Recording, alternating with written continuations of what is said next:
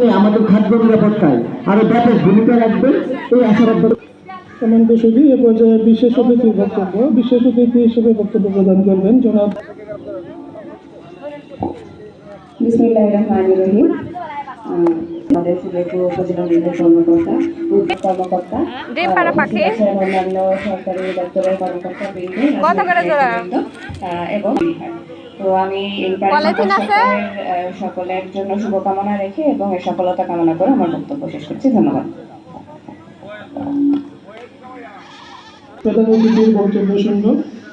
প্রধান অতিথি হিসেবে বক্তব্য দেবেন আমাদের অত্র উপজেলার সুযোগ্য এবং ডাইনামিক উপজেলা নির্বাহী অফিসার জনাব মোহাম্মদ উজ্জ্বল মিয়া। আমি স্যারকে তার বক্তব্য প্রদান এবং সম্মানিত জাতীয় প্রাণী সম্পদ সপ্তাহ 2025 ও খামার প্রদর্শনী সপ্তাহব্যাপী আজকের যে অনুষ্ঠান সারা হাম্পা একটা ছবি তুলে